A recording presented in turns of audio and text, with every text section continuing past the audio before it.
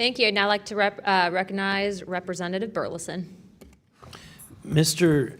Nuccetelli, when you heard the testimony of Mr. Knapp talking about these missiles were shut down or turned on in Russia, does that remind you, when you hear these stories, it's got to remind you of the event that happened on your base? Absolutely. There are many accounts of incursions of this type taking place. I believe in the 60s we had a similar incursion in New England, and same thing happened. There were these objects coming over the base at low altitude, 200 feet over the base security police, and they were scrambling fighters, and then the objects would just fly off, and that went on for weeks. So the historical record has laid out that there's a pattern, that our installations are visited by these craft. You know, they come in and do whatever they're doing, and then they leave. And we don't know how to respond. We don't know how to protect the installation. So that's why we're here. When you first heard, and we're having to report on these incidents that were being witnessed by other individuals, did you believe them? Did you yourself believe it would be true until you saw it? Yeah, these are people I've worked with for years, deployed with.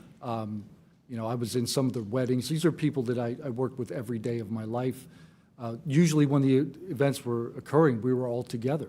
You know, there'd be 40, 60, 100 people on duty during these encounters. Really? Yeah. All seeing it at the same time? Yes, these encounters were playing out while we were on duty, and we were responding and investigating in real time as they occurred. And as you said, the importance of your operation was highly important because they said it's the most important in 25 years, the research that you were conducting. For that particular launch, we had 500 Air Force police officers guarding the launch.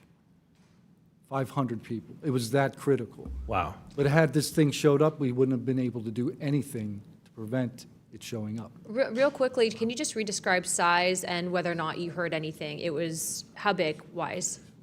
The two square objects were at least as large as a football field. The second encounter, they think it was much larger than a football field. We're talking like flying buildings. The object I saw was about 30 feet in diameter. And to confirm, you were not the only person that saw this? Correct. I think I was also told that there was also reports of this in a police blotter in the area. Can you confirm that? Yes, that's the documentation that I maintained from the original event and turned into Aero and the FBI. Okay. Do you have any more?